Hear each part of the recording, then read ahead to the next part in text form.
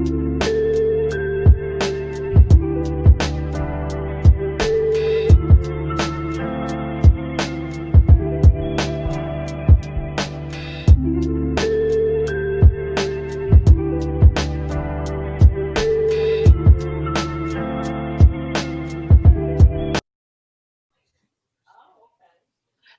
hello, hello. Welcome back to Bravo While Black. And today we have every podcaster's favorite guest, Semajh with an H. How the hell are you, babes? Hi, Bravo While Black Nation. It's me, your problematic fave, or soon to be problematic fave. Unclear where you stand with me now, but hopefully by the end of this show, you know where you stand. We actually want to start out with a Bravo While Black exclusive that we're so honored that Semajh chose us to, let you guys know. He is actually finally, after, everyone tells him to come out with the freaking podcast. He's having a podcast. Please tell us everything that you can, or at least stick the tip in. Give us a little bit of a teaser. Okay, sure. So as you guys know, just like our sisters in arms over at Bravo headquarters, I can't tell you too much. You're gonna have to watch what happens. Stay tuned. Of course. But I will tell you a few things. There will be music, there will be fun, there will be games, there will be questions, maybe some tea, and definitely, obviously, there's gonna be some Bravo, Bravo, fucking Bravo. And can you tell us the name of it? Yes. Okay. So it's going to be called The Life and Times of the Tequila Tycoon. It's me. I'm the tycoon. I love that. Okay. So please let me know if the Tequila Tycoon, is it a reference to Tequila Katie, or is it a reference to your obsession now with Lisa Barlow's Need a Tequila line? Let me know where the origin story of at least the title of your podcast. Hi, that's a great question. I'm so glad you asked.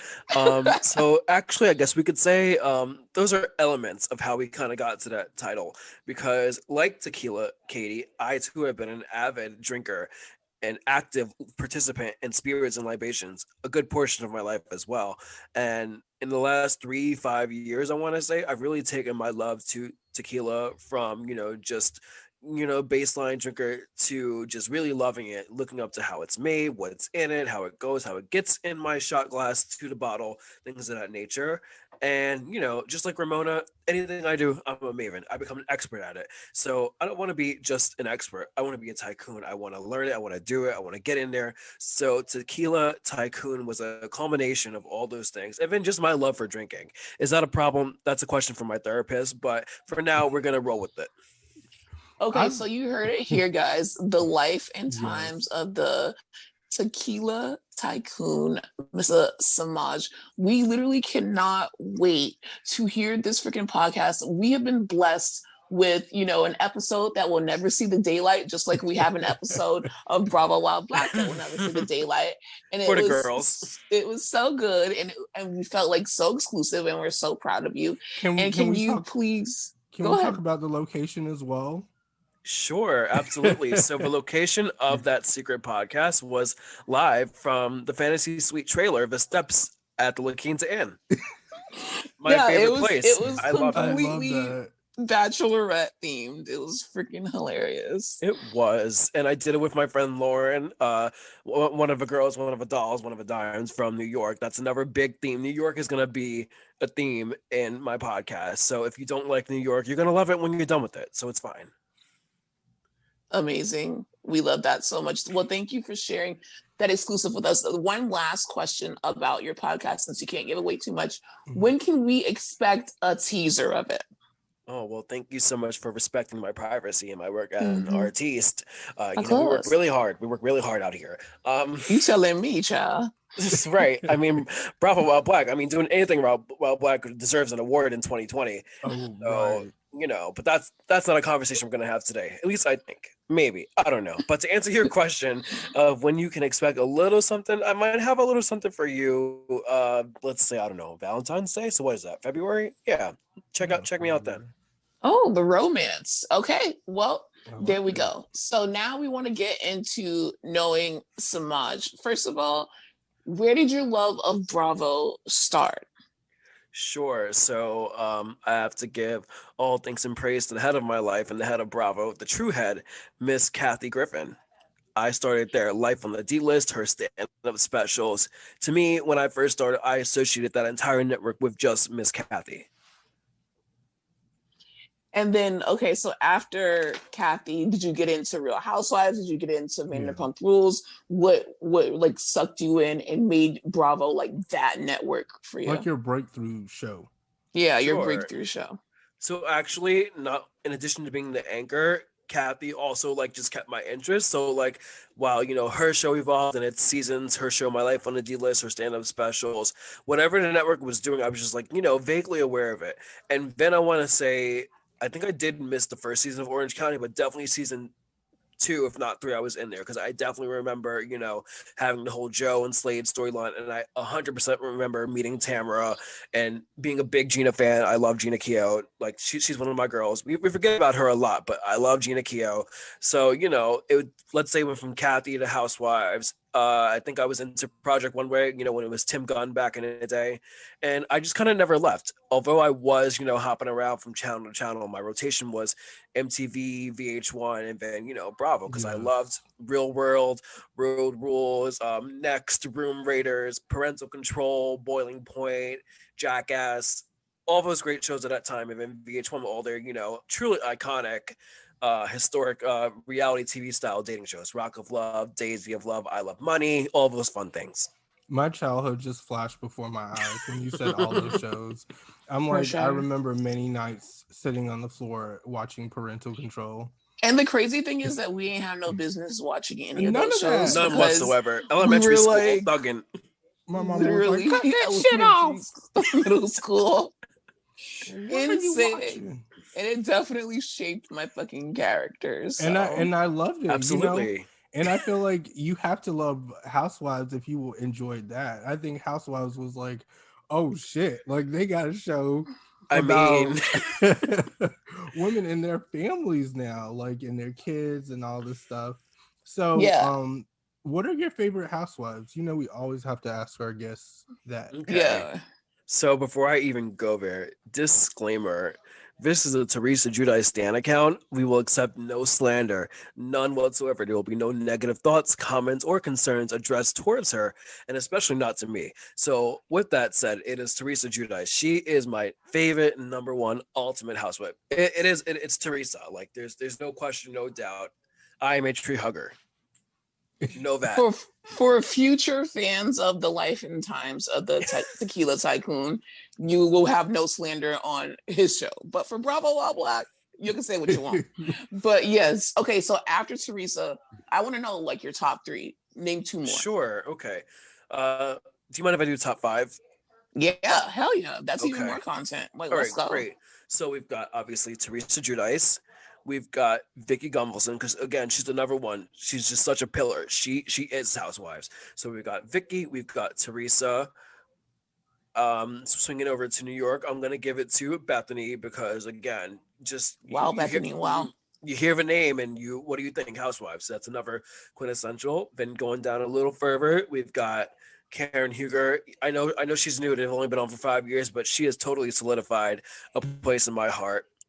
And I am a stout, diehard supporter of.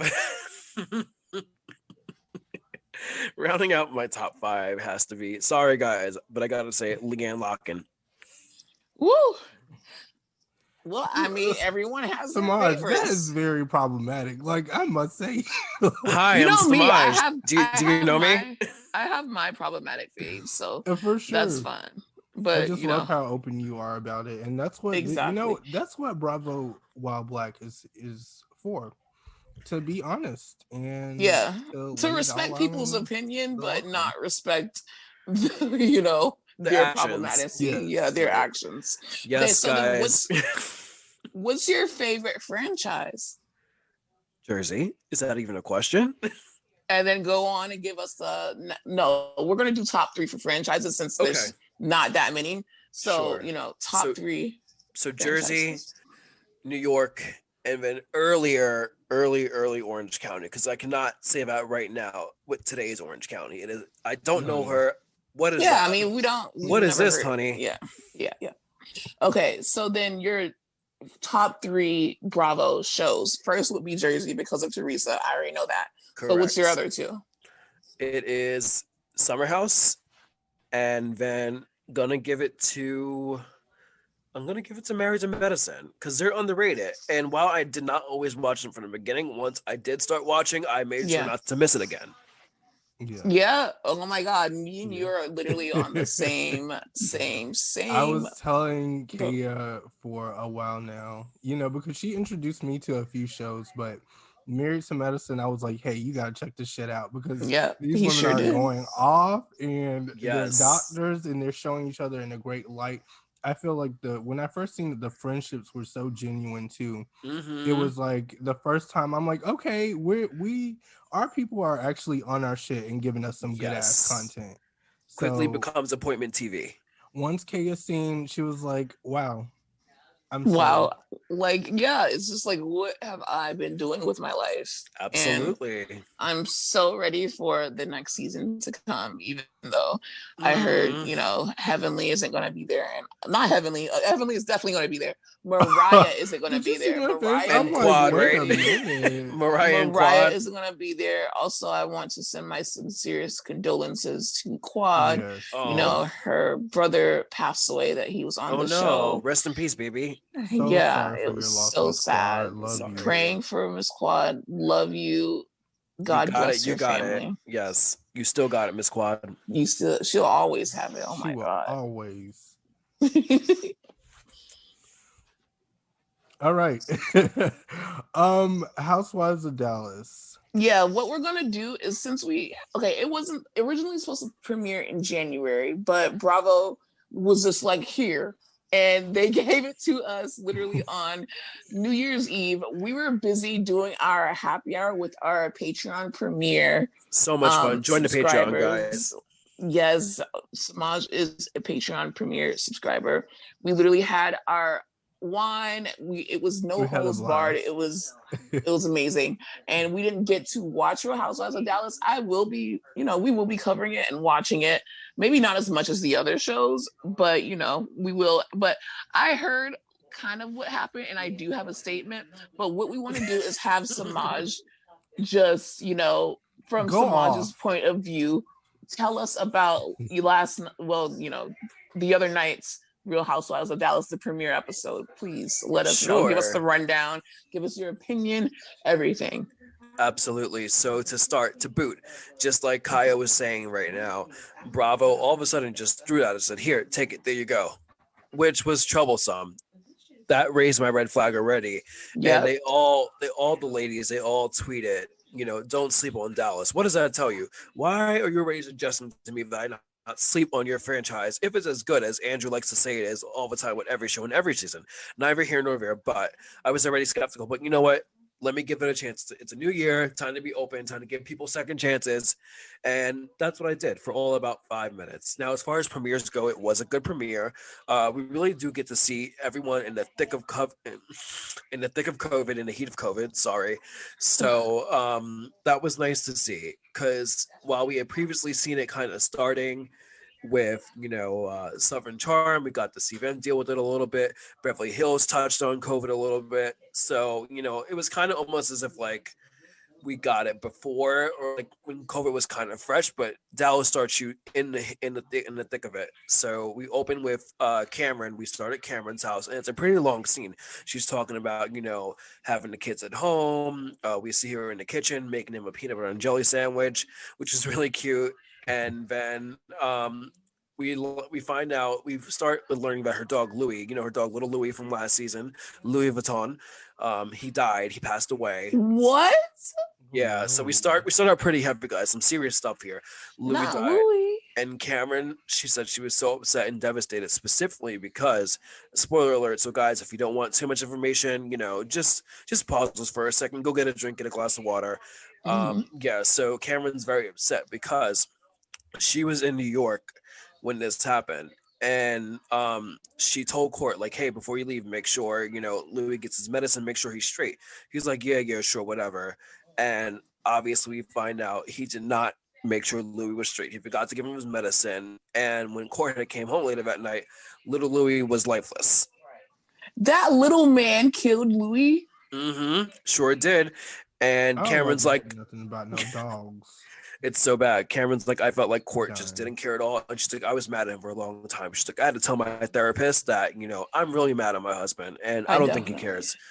So we see some struggles there.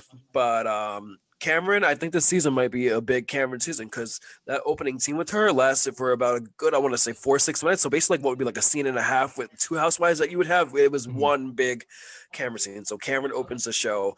Then I believe we move over to Stephanie, who is doing a pool party for her kids. Pause. Wait. Okay.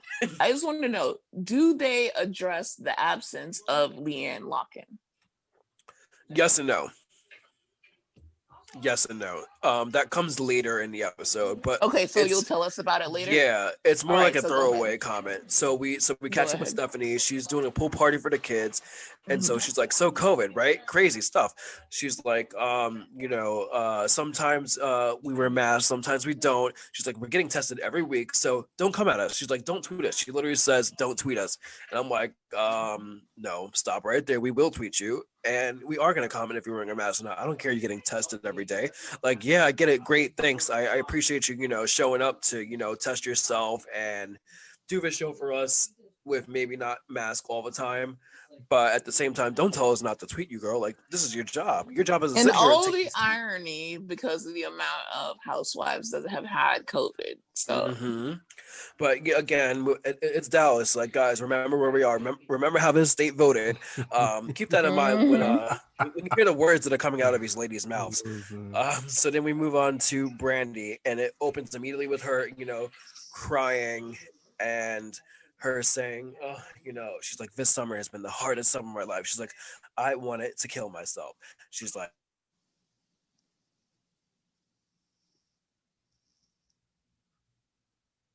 hard time, guys. Like, I really struggled. She's like, I wanted to, not be here anymore. And while that's awful, people should never, feel like they should have to end their life unnecessarily or, be so depressed that they have those thoughts. Let's also just not be racist. Moving along. So then we go to so this was after her rehab for racism stint. I mean, who knew it existed, right? But yes, this was after she went to rehab for racism. And that's all I'll say. Just another perk of white privilege. Then we have a lighter note. We go to Deandra's house, and we are welcome to her and Mama D, who we love to see Mama D. I never thought I'd be so relieved to see 50-year-old white woman with short hair, but here I am. So happy to see. In her 70s, I think. Also 70s. Oh my God, even better. I forget it. Mama D, she's timeless woman. And this is This is our entry point to Dr. Moon, because this is Deandra's friend, and Deandra knows her because Mama D had been going to her for years. She said, "This is one of the best anesthesiologists in Texas that I know. You'll love her."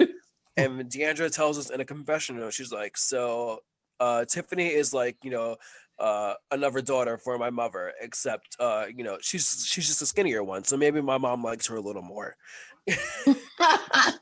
Which is funny, but also sad because it's like, damn, the hurt, the emotional damage that Mama D has caused runs deep. Because if you guys have been watching these seasons, Deandra has literally vied for her mother's attention her entire life and had to basically physically fight her over getting the business, held over in her hands. And once she got the business, she found out that the business is basically tanking on its own. So she had to revamp the family business, and it was a shitty situation. So go ahead.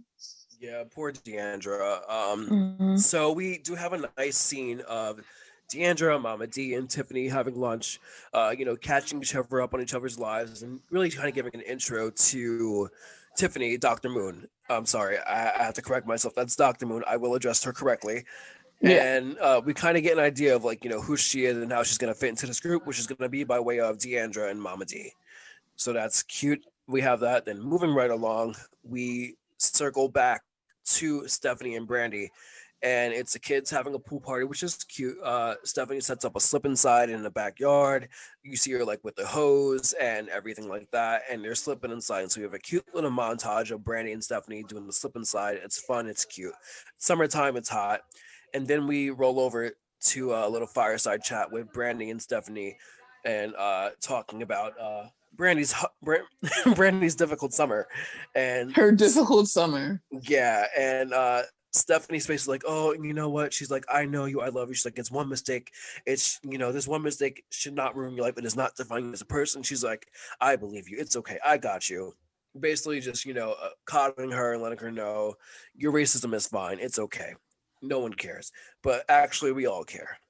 But, I'm not expecting Stephanie to be so aware. Starting her first scene with saying, listen, sometimes we're masked, sometimes we don't. Don't tweet me about it. So again, you can already tell the ship is sinking. But again, as far as the premiere, I do like it. I do like the focus on the individual scenes, because usually it's like a very quick cutaway. It's like one or two lines. On other shows like Beverly Hills, Roni, it's one little scene. But these are like full scenes of them at home doing whatever they're doing. And so, yeah. Okay, so tell me about how they handle, does Tiffany confront Brandy? And I heard from through the grapevine that D'Angelo was trying to defend Brandy. What was the situation with the whole, scandal of Brandy making fun of Asian people? Sure. So I believe, in someone out there, correct me if I'm wrong, I want to say it was a party at, I want to say Carrie's house, or if not Carrie's house, it was Stephanie's house, where they all had a backyard barbecue kind of pool party, right? Mm-hmm. And so it cuts to either before the party starts or during it. We cut to Carrie's first confessional, and it's her saying, I forgive Brandy, she's like, everyone deserves a second chance. And I was thinking, I'm like, excuse me, everyone deserves a second chance? Who forgives Brandy? Carrie.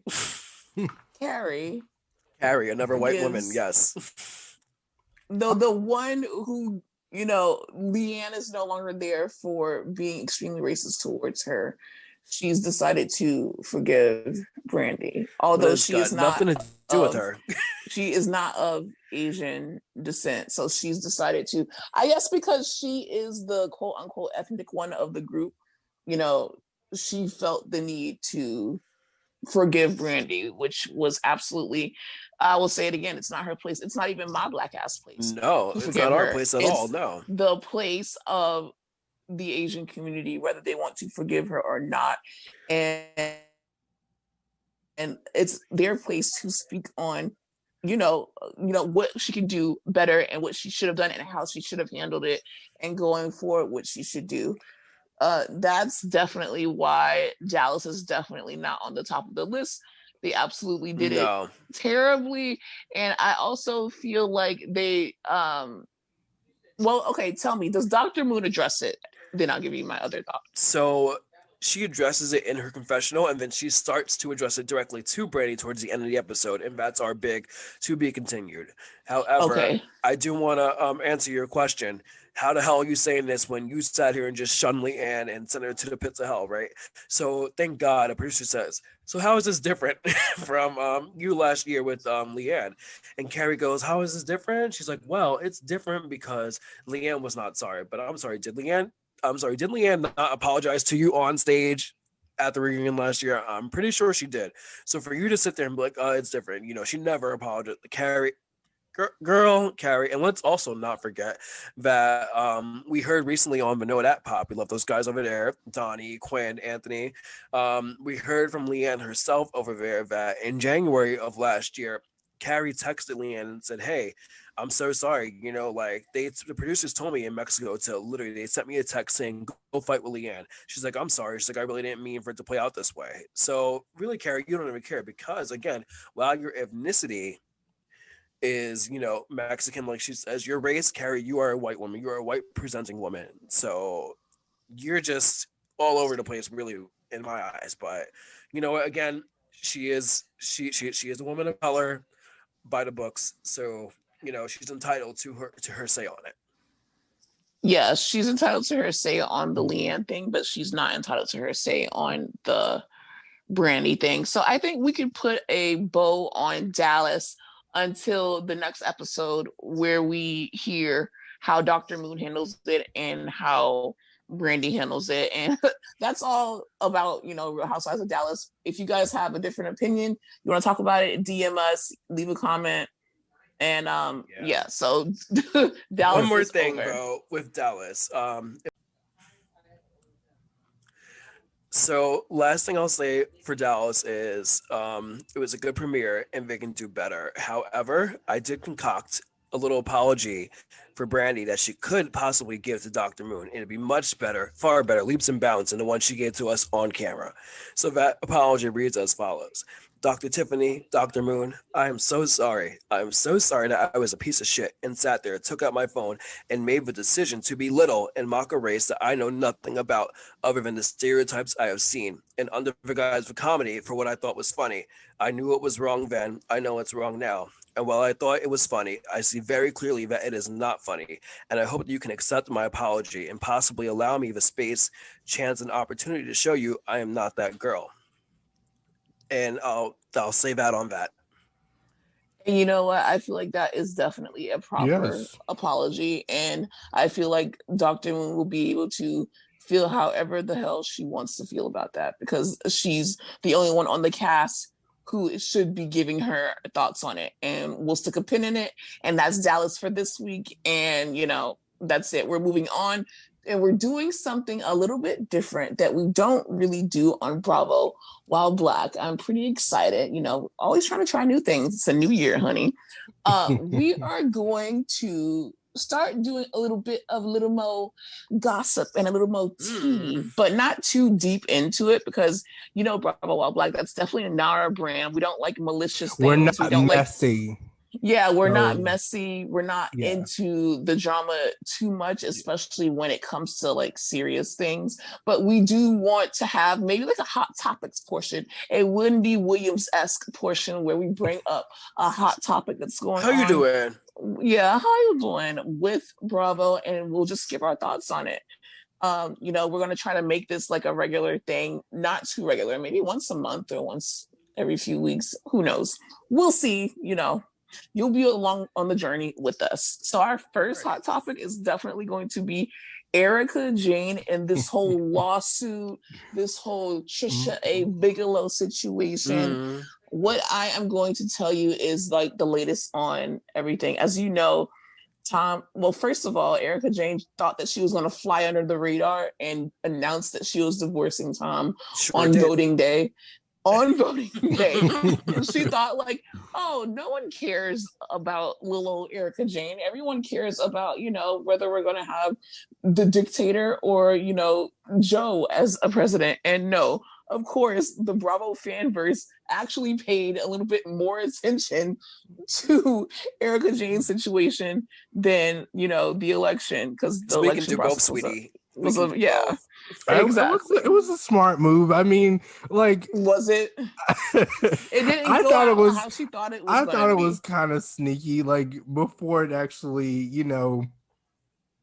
spun out. I think it would have worked had we had the election results the night of the election. But since it became so messy and like a multi-week process that Trump is still fighting on for some reason. Fuck. She was like, well, there goes my fucking problem.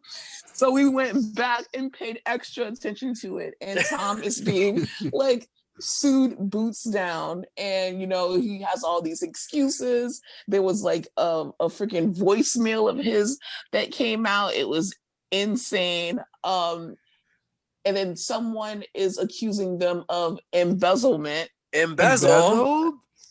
Embezzled. Embezzled. No, I'm not talking about Robin's hats. I'm talking about fraud. Embellished.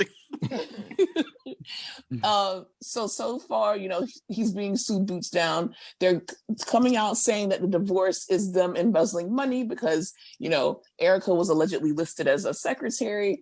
I don't know too much about it, but I talked to a lawyer that follows us, and basically Erica is in some deep shit.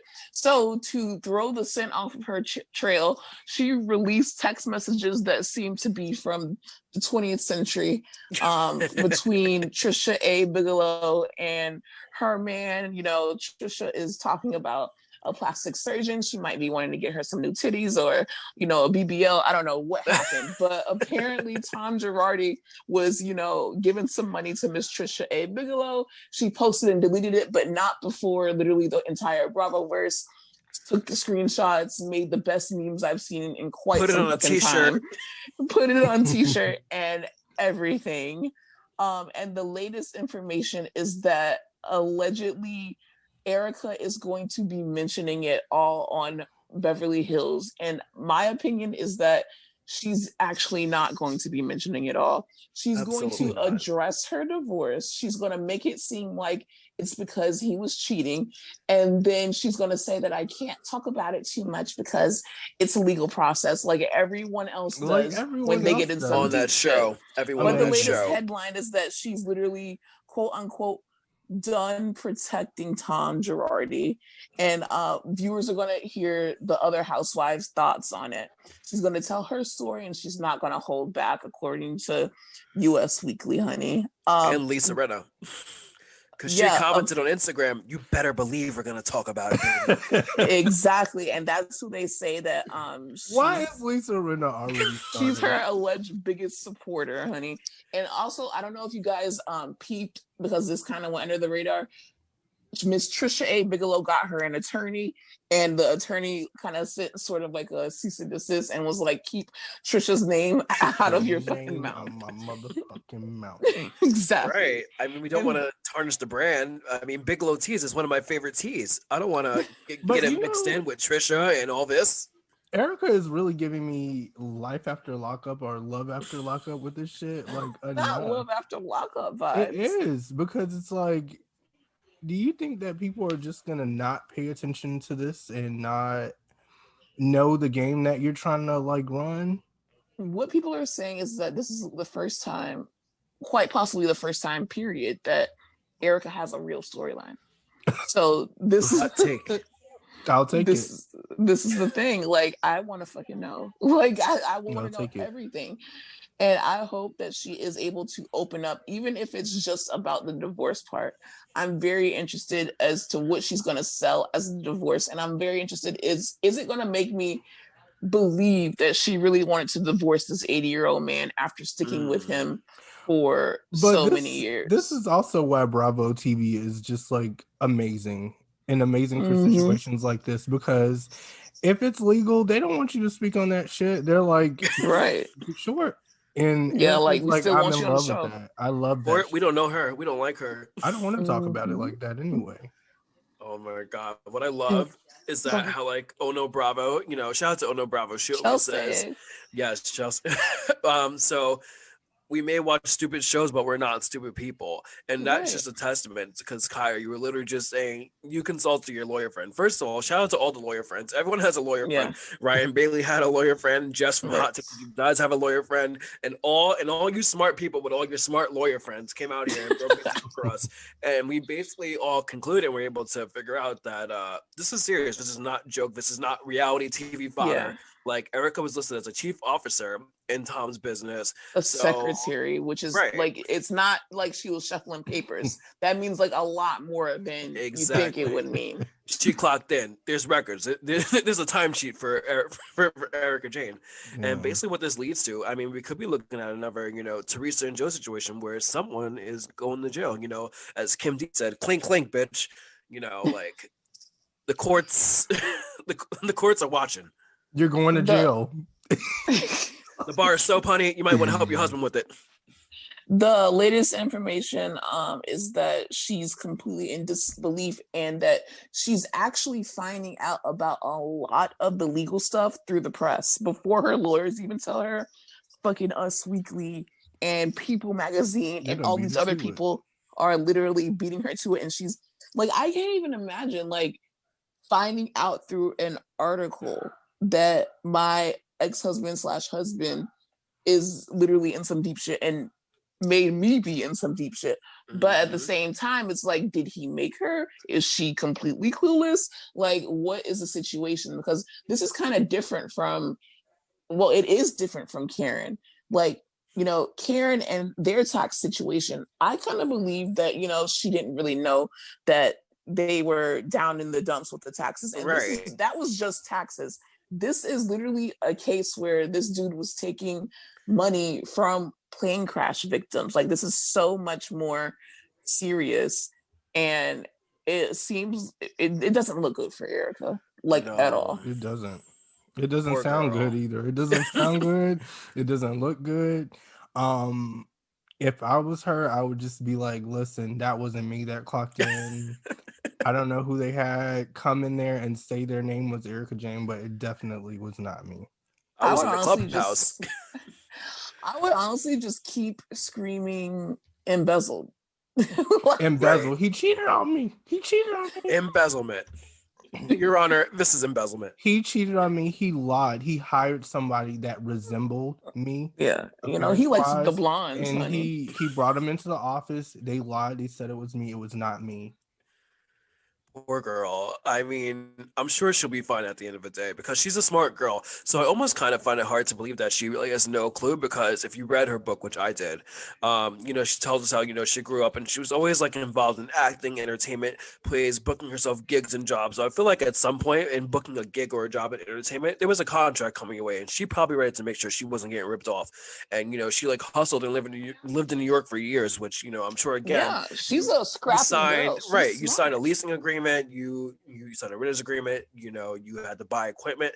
So I feel like there's no way she's completely in the dark. She's not like some of these wives that are truly just housewives, like, everything revolves around the husband and they just now happen to have a platform. No, Erica was already doing stuff before. So I don't believe she's completely in the dark.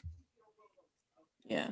I don't either, unfortunately. But the thing is, like, all jokes aside, since I've seen that this is such a serious situation, I don't want her to go to jail unless they can prove that she was aware of, them spending those plane crash victims' money. Like, if she knew about that, then there's no excuse. But if she was genuinely, like, she didn't know how deep they were, then I don't think that she should be doing jail time. Yeah. So, and I don't know how they would be even able to find that out. But we'll see how that's. Well, they're combing it through with a fine-tooth comb, honey. They'll find it out because this is a serious. We'll see how that goes, and I'll hold my tongue for then. And then once we find out, I'll let it. We'll have to watch what happens, right? Yeah. That'll happen. So I also want to talk about this Robin. Yeah, that's our next hot topic. There's rumors that as you guys know, Miss Monique, fan favorite Monique, she has decided that she will not be coming back. But what we're hearing is that everyone but Robin may have gotten a contract. I don't think that Robin. Not hood rich Robin. I don't think that I believe that, she's getting fired, but it's because she just recently got, re-engaged, and that she's allegedly building a house from the ground up, and she is also having a wedding. So this is, again, I'm sorry, this is for the first time that Robin actually has a storyline. like Karen said, Robin, I like her to have this moment because she doesn't get a lot of moments. There's not many. And you guys actually just broke this news to me. I was not aware of the rumor that Miss Dixon may have been fired. But what I will say is this is not allowed. We cannot do this. Robin just had the best season ever. She was my personal MVP. First time on my radar. She's now officially a hood rich girl with these tax problems, all the looks she's busting out, her presence, just like Dorit. Dorit's our hood rich girl from the West. From the West. Our hood rich girls are winning, and we are not going to take the shine away from them. So Dorit and Robin will be back, and I say that on good authority of my own. So I'm sorry, Bravo, you can't do it. You must keep Robin and Dorit for at least one more season.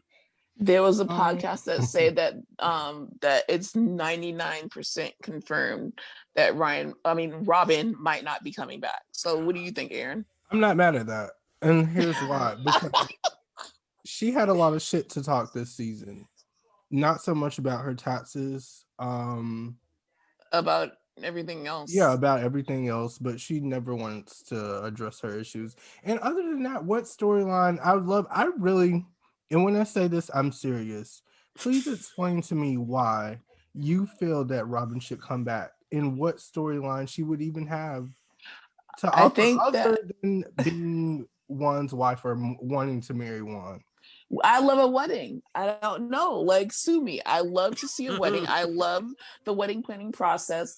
And also, I love to see, if Toya can literally fucking move Not into a Toya. house Don't be every Toya. no, you Let's asked talk me, about so it. I'm gonna Let's talk bring it about up, it. baby. Every season, Toya is moving into another house, and literally, you know what? That's fucking fine. That's what she does. So now every season we have Robin trying to move into a different house, but this time she's building a house from the ground up, getting her taxes together, and she's getting a wedding together. So I want to see also, more of Robin's like taste too. Like, what kind of wedding would Robin have? And her sons are really hilarious, in my opinion. I expected Robin to come back, honestly, but hearing news like this, I can honestly say, I'm just saying, I'm not mad. Like, I'm not upset about this, especially bringing in Charisse. I know you would like this, Semajh. You know what? I am so glad that Juan Dixon is not here right now.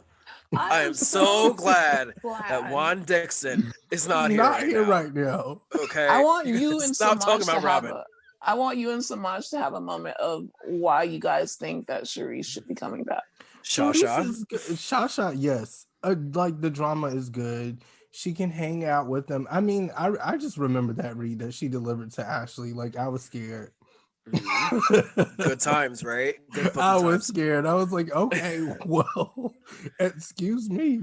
I would like to see her back, and then on top of that, it would also be somebody for Wendy to kind of click with. I can kind of see that happening, maybe. Yeah, I also like Charisse. You know what? I would accept Charisse back if she brings that alleged fireman that she was dating. Not the fireman. Yeah. I want to see the fireman that she was allegedly dating. I don't think she can bring him. I think prefer she did it. I think that should be in the contract language that you have to bring the fireman back, and we have to talk about it. Any alleged partners must be present with you upon your return. Yeah, exactly. Charisse isn't coming back if it's up to that. So, but we're gonna have to pick up where we stopped. Before y'all sit here and try and slander my girl, he's not slandering her. I'm not. I want her back. He wants her back. You know what? Murky waters over here. But let me just say this. Potomac was built around Charisse, okay? Yeah. Originally, they had asked her to do Housewives of DC, but at that time, she felt it wasn't right. It wasn't for her. So let that be known. So really, all stems of the DMV go back to Charisse. Charisse is Potomac. So let that be known. And then, for the time she was on as a full-time wife, she gave us everything. She gave us the opulence, that big-ass fucking house, the champagne room, an entire room dedicated to you and your libations of choice. Who else is doing that? I'm not sure. And she gave it to the girls. And I love how Erin said, she got up in Ashley's face, because any day someone is getting in the ass of Miss Ashley roller derby is a good day for me. Listen, that's what I can add. Even though I'm not really, I just don't give a fuck who comes back and who doesn't really. But I do think that she made a good storyline when she was going through that shit with her husband, because her husband was definitely not into her at all. And, I was very into it. Like, I was very into that storyline of them breaking up. And I would like to see her go through like Charisse got her groove back mode. And that'd be amazing. Maybe, okay, if we can see a Charisse versus Karen too. Because Charisse versus Karen, listen, nobody can quite stand with Karen, but I feel like they're like kind of like they're like the moms in a sense of Housewives of Potomac. Like, as far as the etiquette, as far as Charisse, like, Charisse didn't necessarily take any of the other ladies under her wing, but she did from time to time feel like she had some say in the group. I just feel like she can really stand with Karen. Clash of the Titans, yeah. Not so much Giselle, because Giselle has all this other shit going on. Even if she is moved into a new cottage house Yeah, I just feel like not a cottage house. Charisse and Cottage Court. They match up well together. Yeah, that really would be the battle of the Grand Dames. I'd be here for that. Imagine the reunion, and then we don't have to hear much from Giselle. Like, and all the skeletons, you know those two, they know where the bodies are buried for each other, and then maybe just about the city itself, because like they have been there, they have been pillars for sure. And I also want to bring this up because I feel like this is a full circle thing. If they bring back a Charisse and then Robin leaves, that leaves Giselle, by herself. So how can she be messy if she has no Robin? She's got Ashley. Ashley will gladly step in and fill that role. But because everyone wants to be a Green Eye Bandit.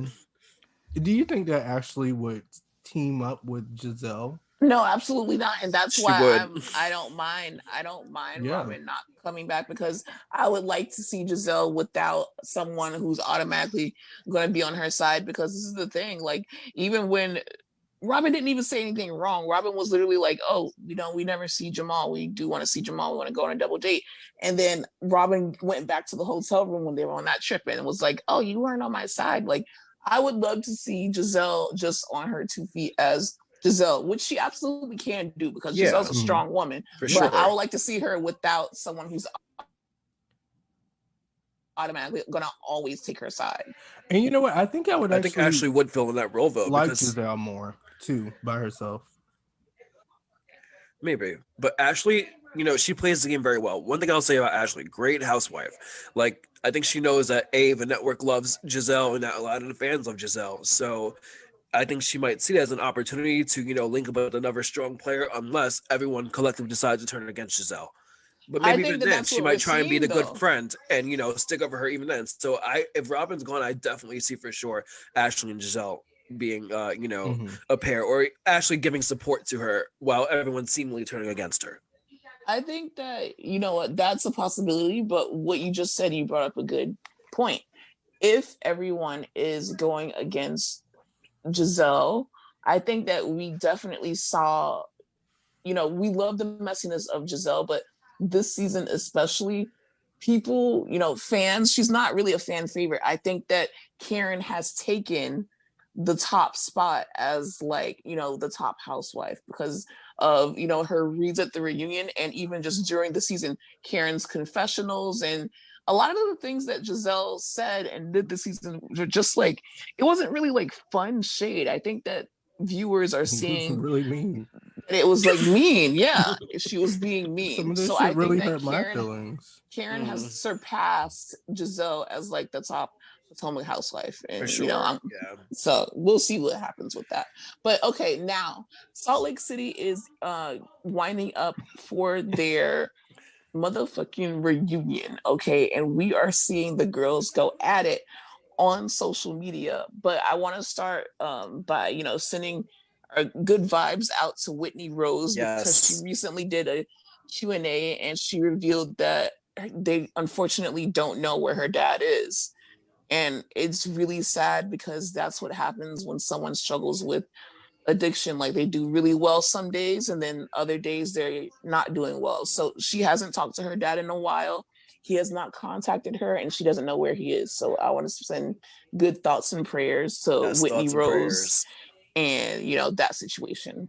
But on that note, her and Jen Shah have kind of been going at it on social media, especially after the last episode, because they're gearing up for the reunion. And Whitney tweeted, "Does anyone notice how some of the housewives behave differently when their husbands are around?" And most people believe that she was talking about Jen Shah, obviously, and including Jen Shah thinks that she was talking about Jen Shah.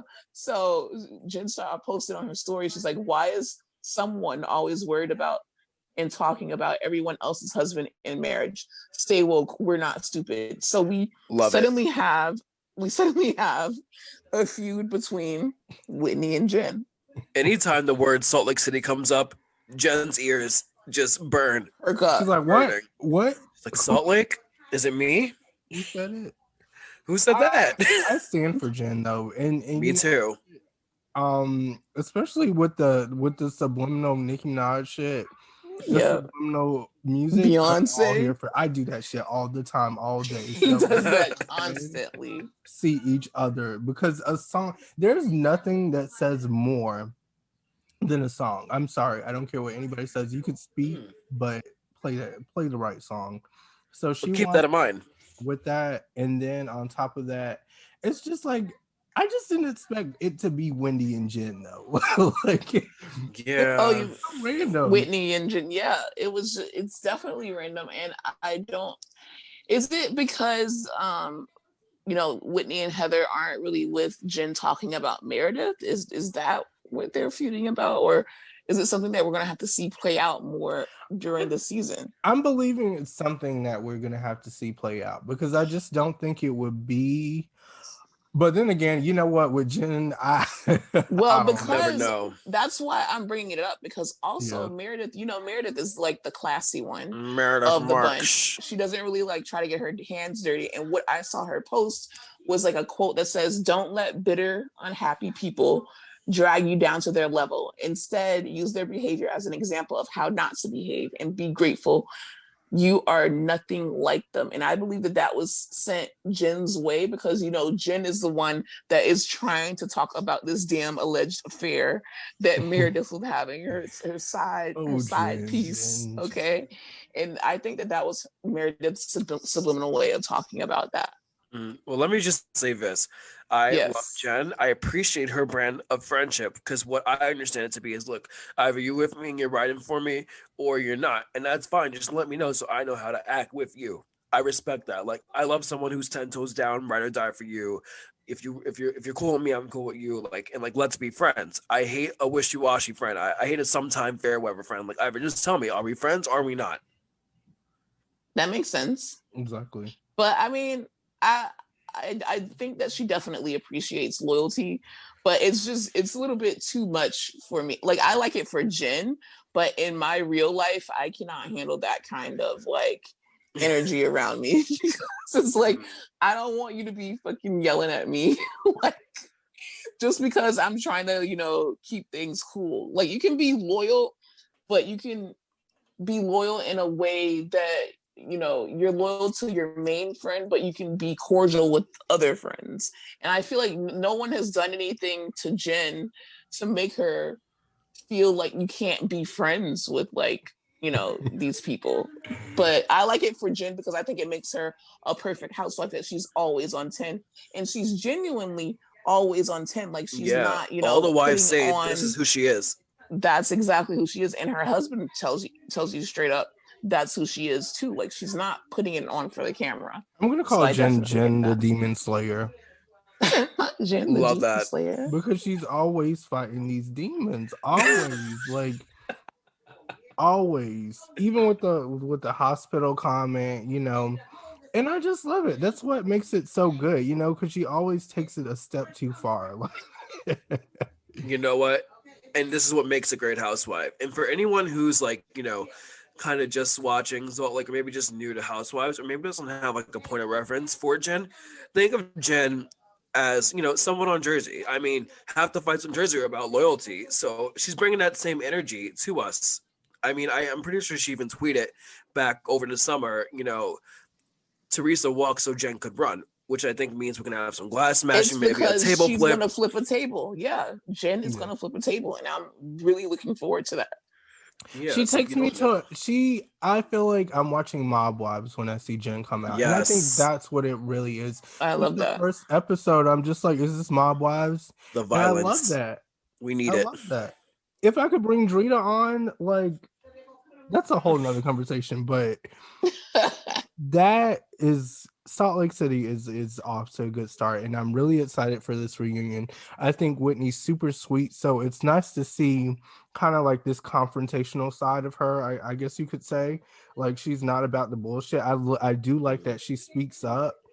I don't really know what the full story is, but I'm happy to see her speaking up. I hope that she gets in contact with her dad and they can work that out. Because I love seeing her dad, and I can't finish that enough too. Okay, so the last few topics I want to talk about are really quick. Joe Giudice, is it Judice or is it Giudice? I prefer Judice. What do they say on the show?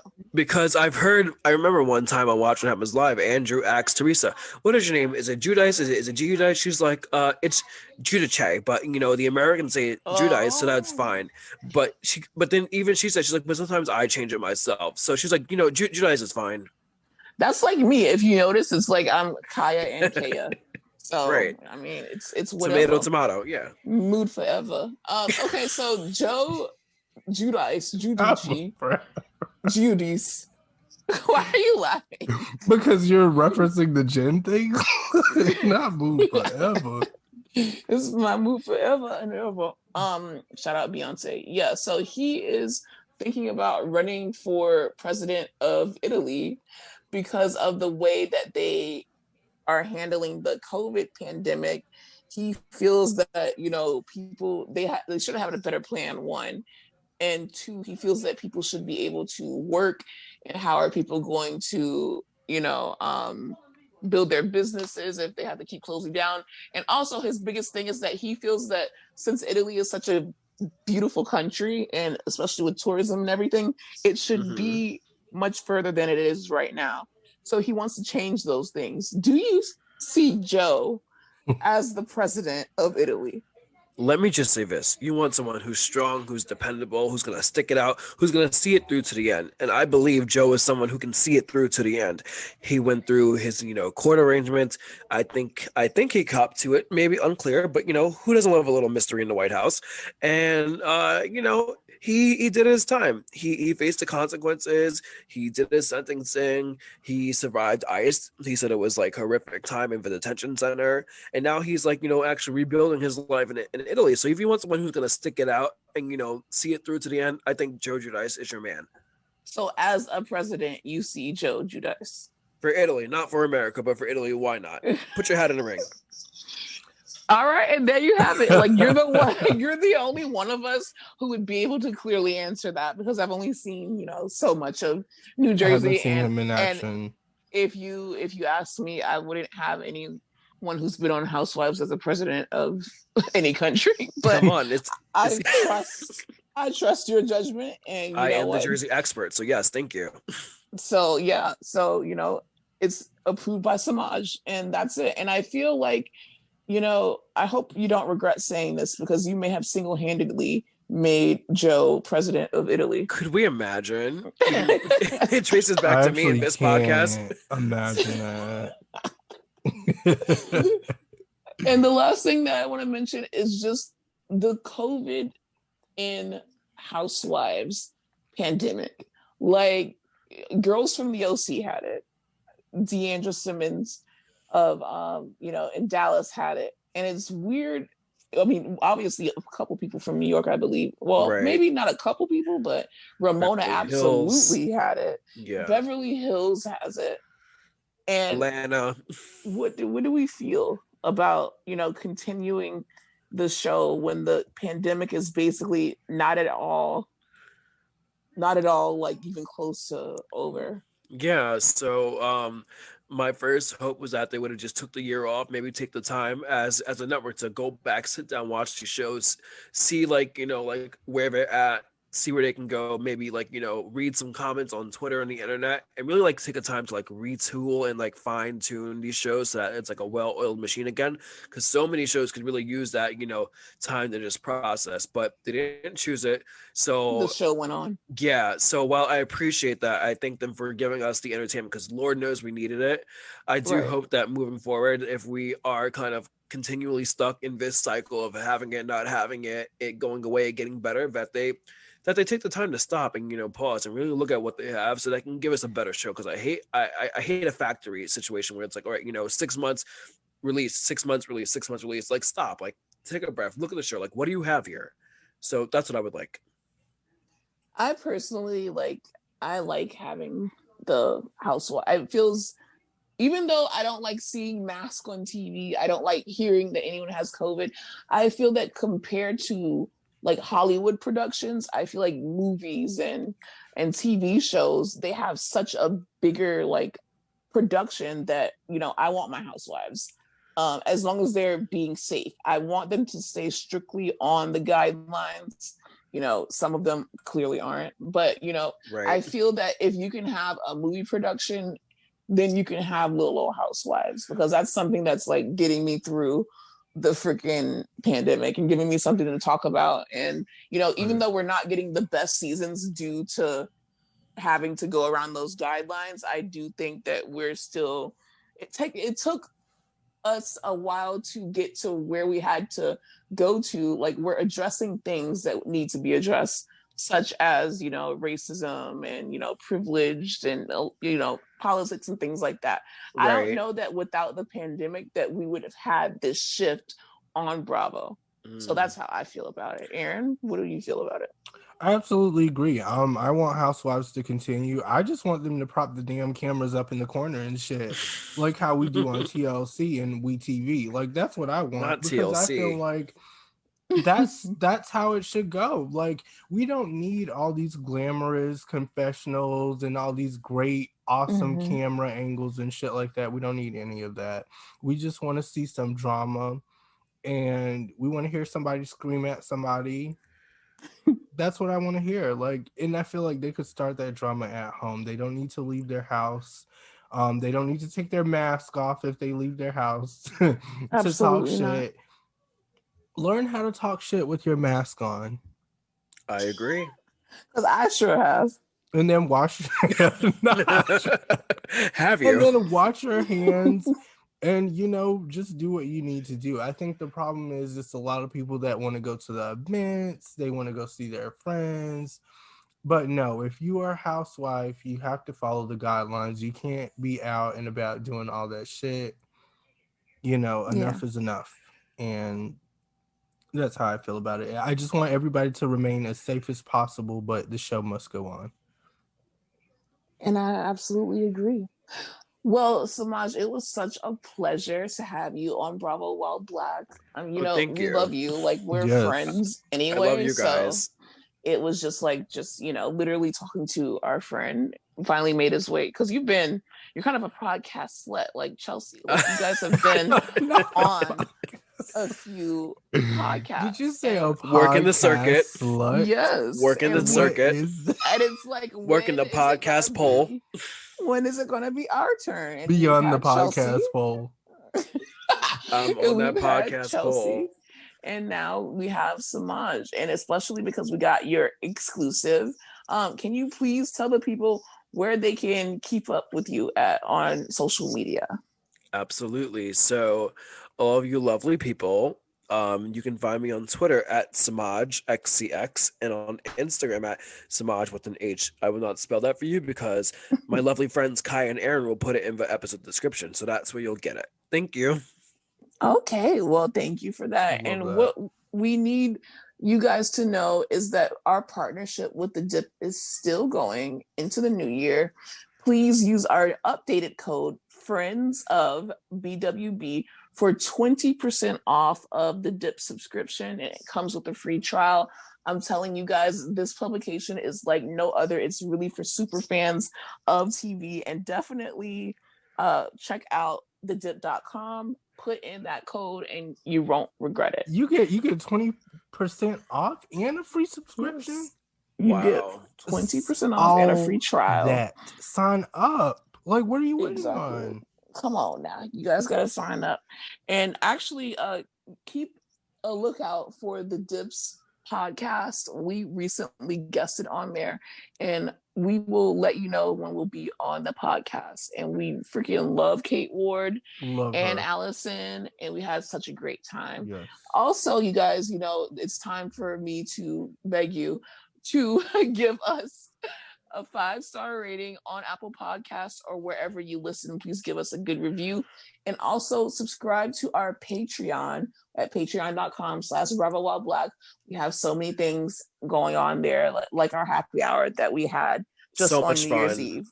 We do it once a month. Semajh can tell you that the Patreon is definitely worth it. Guys, dig into your hearts, dig into your purses. And please Open support your these purse. beautiful Black podcasters, because listen, just like Marion Cosby, we are not praying or potting over poor people. So let's get it together, join the party, and let's have some fun, okay? Well, you heard it from Semajh. And on What that a way to note, end. we are out. Thank you for coming through 2020 with us, and we are into 2021 and beyond. Bye. Happy New Year, guys.